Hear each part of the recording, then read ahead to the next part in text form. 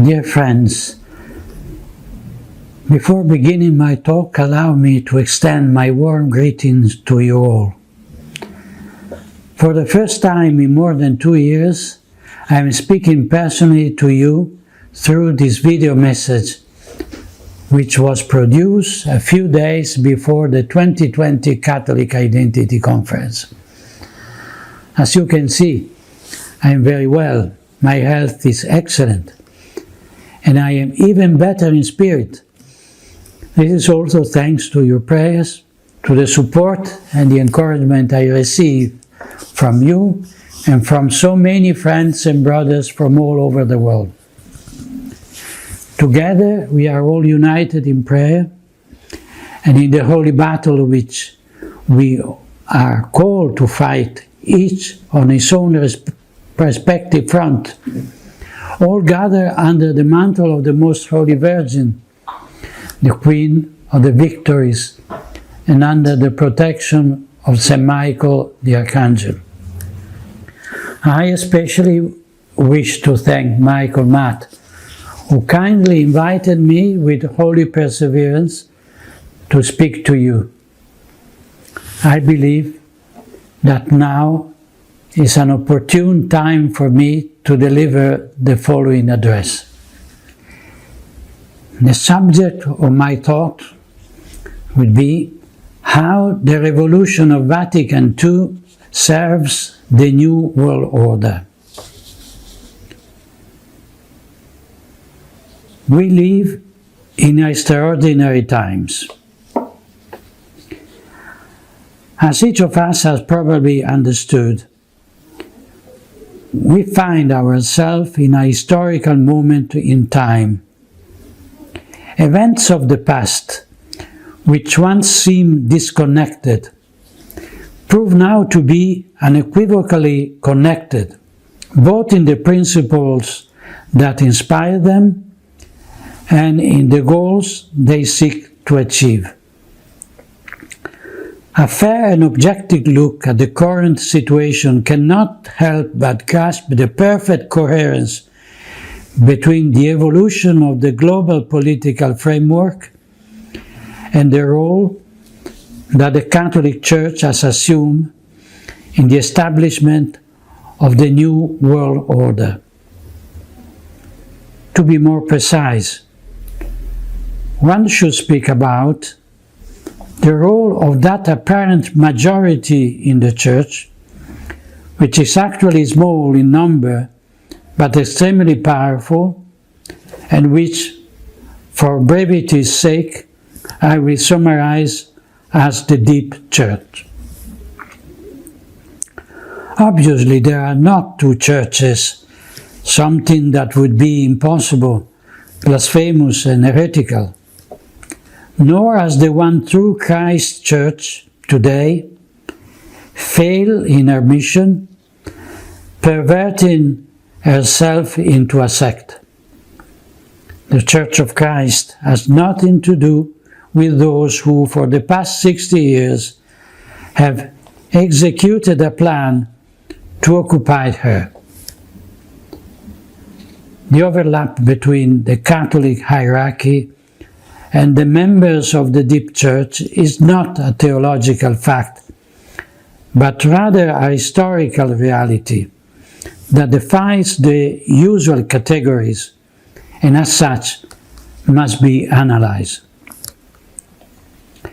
We know that the New World Order project consists in the establishment of tyranny by Freemasonry, a project that dates back to the French Revolution, the Age of Enlightenment, the end of the Catholic monarchies, and the declaration of war on the Church.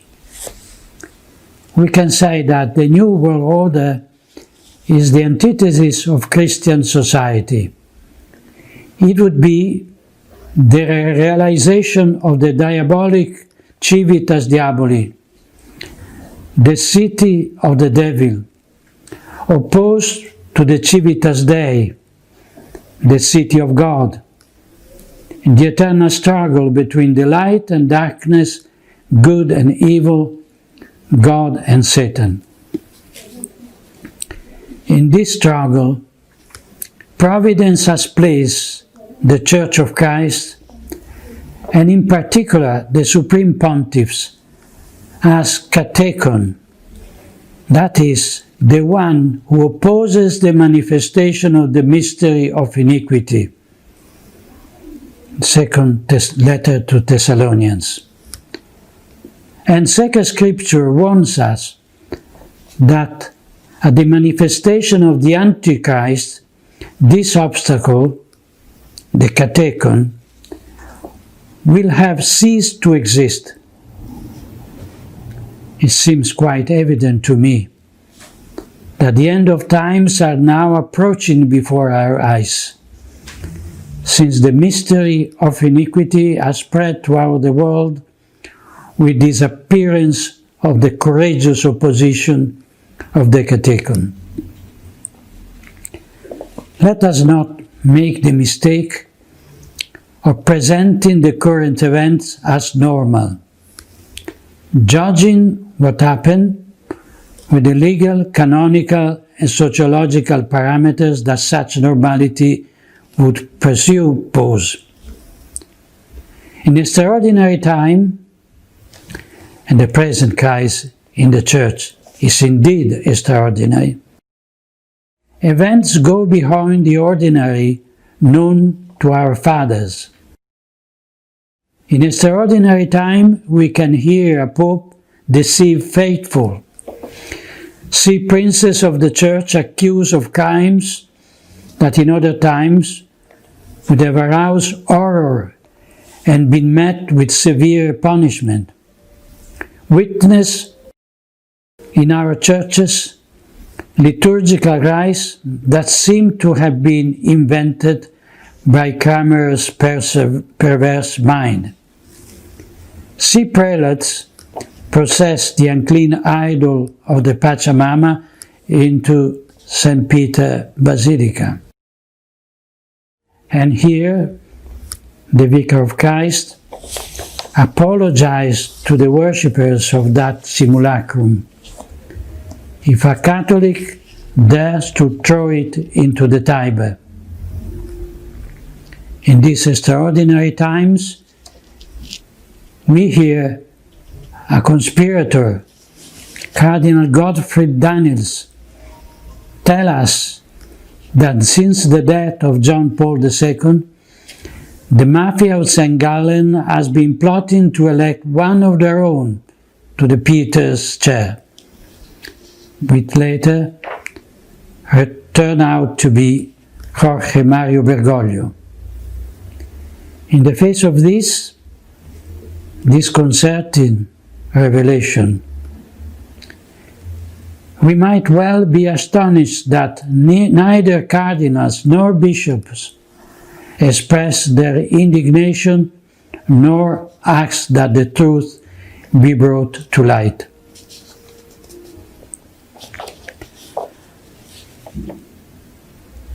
I will talk now about the eclipse of the true Church.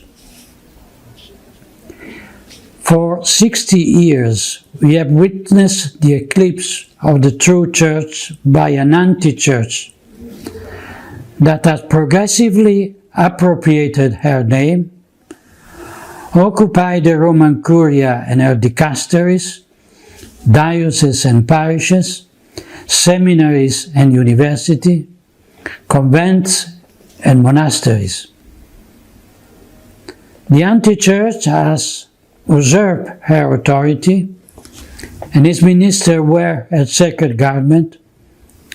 It uses her prestige and power to appropriate her treasure, assets, and finances. Just as happened in nature, this eclipse does not take place all at once.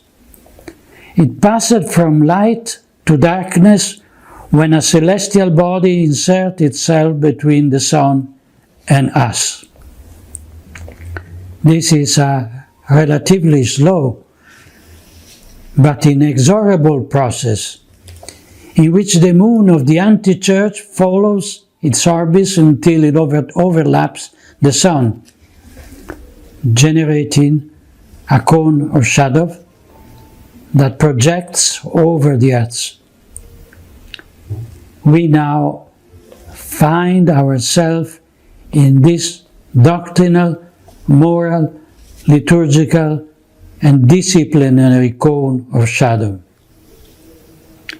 It is not yet the total eclipse that we'll see at the end of time, under the reign of the Antichrist, but it's a partial eclipse, which let us see the luminous crown of the sun encircling the black disk of the moon.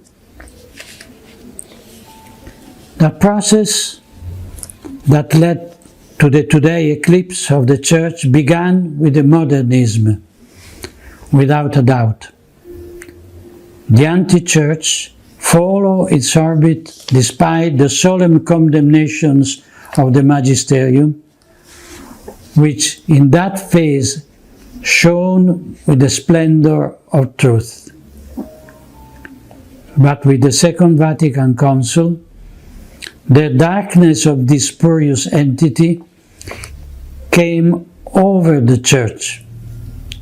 Initially, it obscured only a small part, but darkness gradually increased. Whoever then pointed to the sun, deducing that the moon would certainly obscure it, was accused of being a prophet of doom, with those forms of fanaticism and intemperance that arise from the ignorance and prejudice.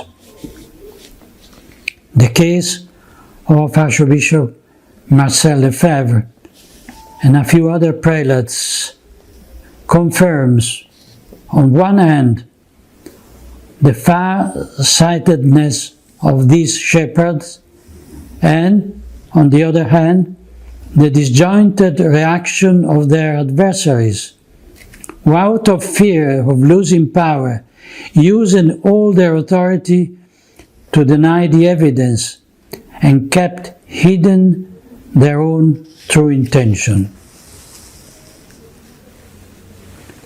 To continue the analogy, we can say that in the sky of the faith, an eclipse is a rare and extraordinary phenomenon.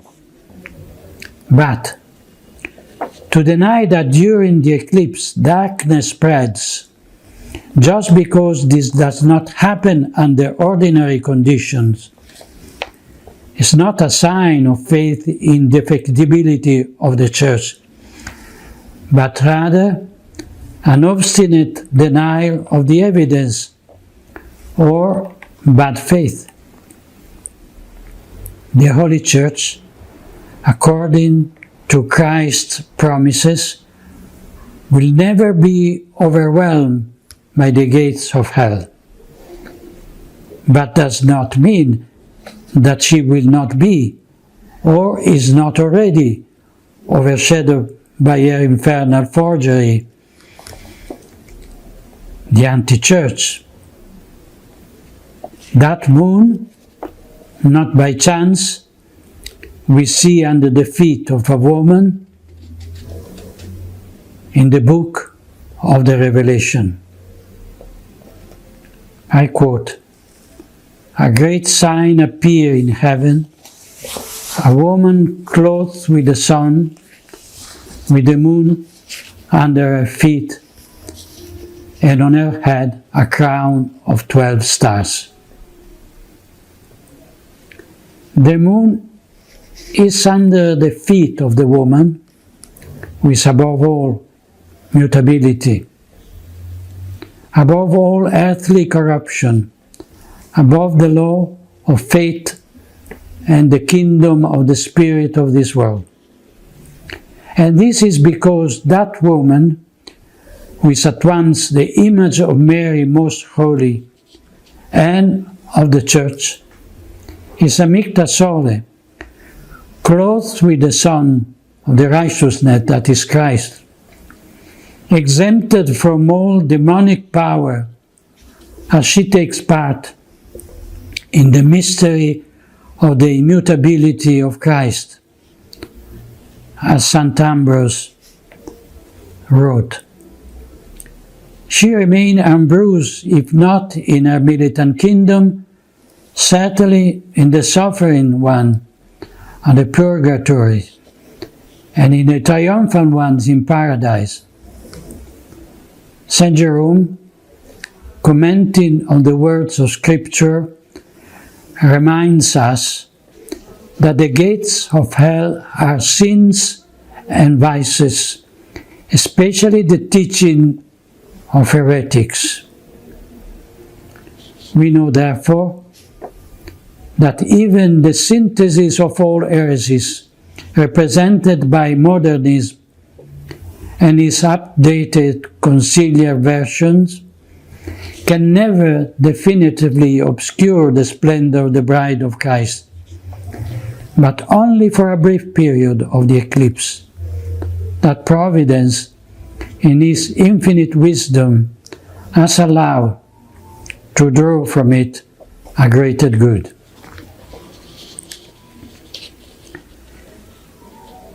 The abandonment of the supernatural dimension. In this talk, I wish especially to deal with the relationship between the revolution of Vatican II and the establishment of the New World Order. The focal element of this analysis consists in highlighting the abandonment on the part of the ecclesiastical hierarchy, even at the top, of the supernatural dimension of the Church and its eschatological role. With the Council, the innovators erased the divine origin of the Church from their theological horizon, creating an entity of human origin similar to a philanthropic organization. The first consequence of this ontological subversion was the necessary denial of the fact the bride of Christ is not and cannot be subject to change by those who exercise vicarious authority in the name of the Lord. She is neither the property of the Pope nor of the bishop or theologians, and as such, any attempt at aggiornamento lowers her to the level of a company that, in order to garner profit, renews its own commercial offer, sells its leftover stock, and follows the fashion of the moment. The Church, on the other hand, is a supernatural and divine reality. She adapts the way she preaches the gospel to the nations, but she can never change the content of one iota, nor deny her transcendent momentum by lowering herself to mere social service.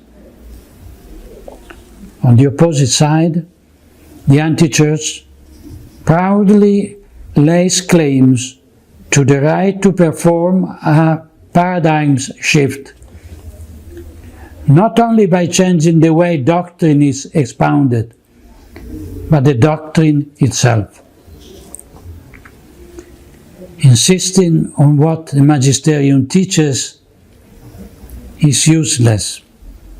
The innovator brazen claim to have the right to change the faith, stubbornly following the modernist approach.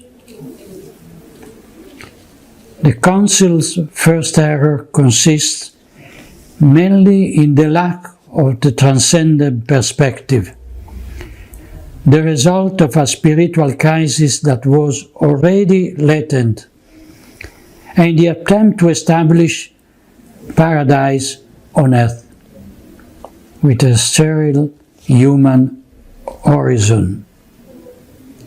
In line with this approach, Fratelli Tutti sees the fulfillment of an earthly utopia and social redemption in human brotherhood, pax ecumenica between religions, and welcoming migrants.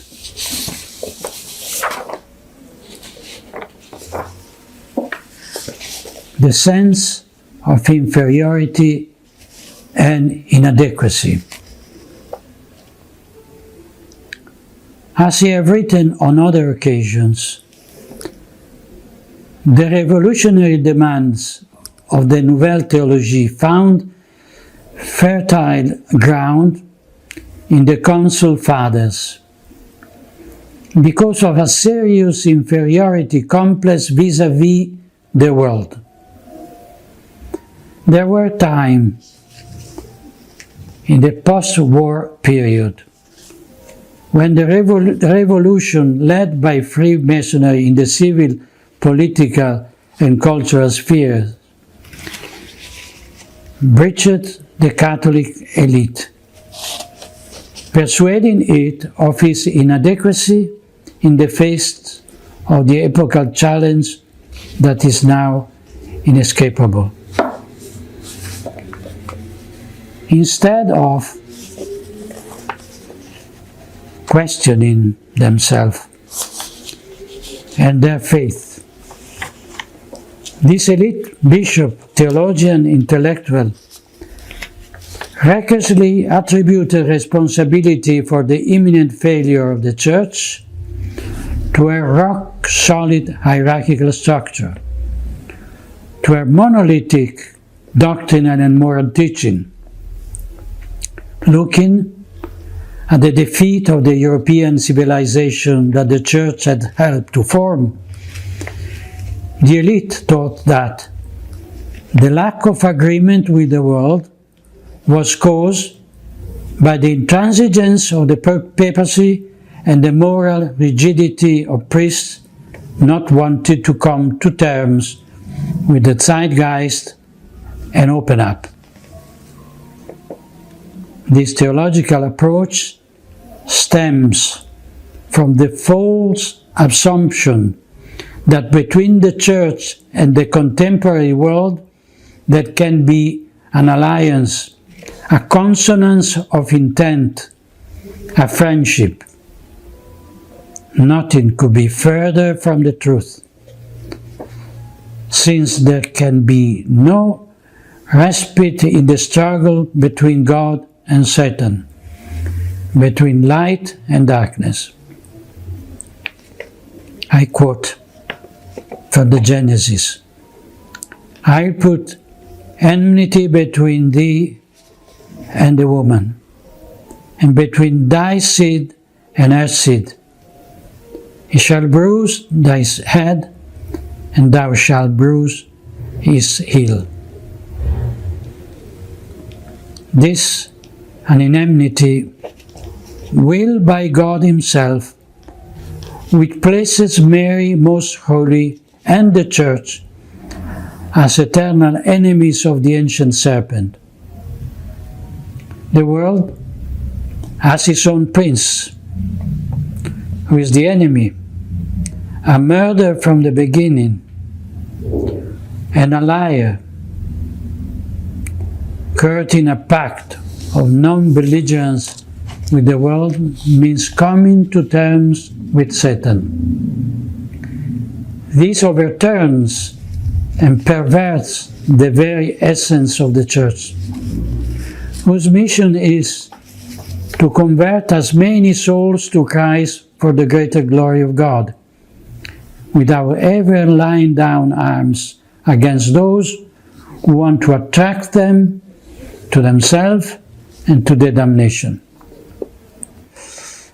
I will talk about the idem sentire of the Revolution and the Council.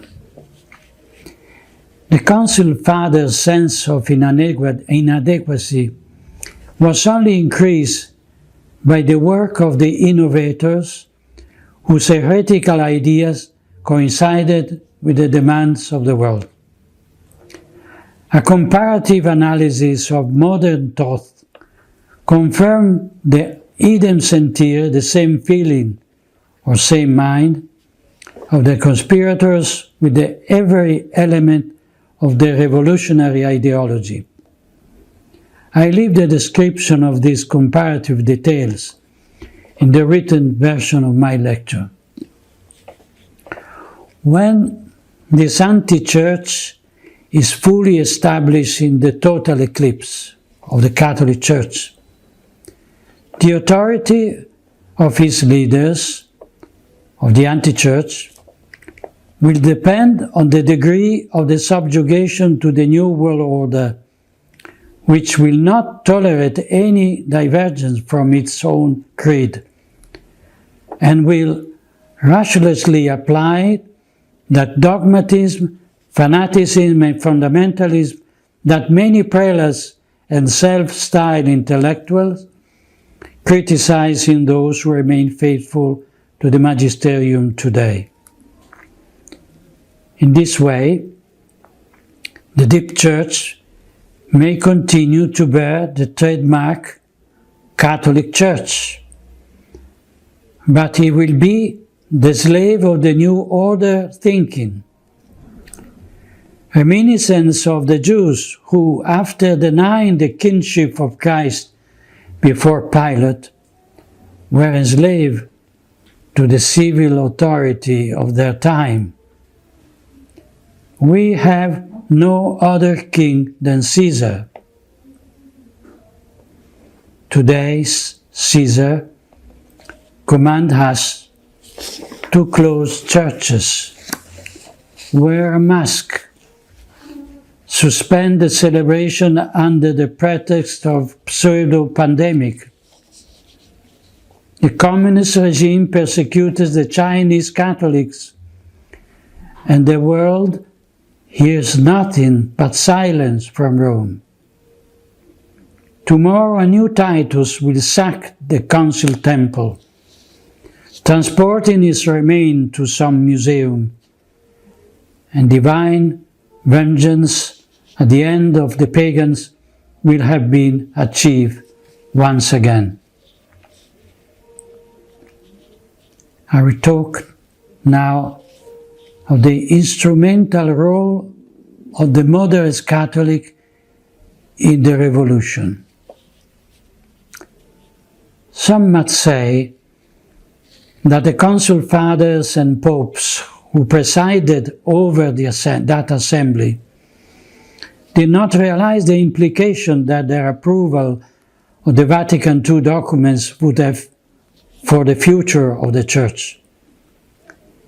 If this were the case, if there had been any subsequent regrets in their hastily approval of equivocal texts or texts close to heresy, it is difficult to understand why they were unable to put an immediate stop to abuses, correct errors, clarify misunderstandings and omissions.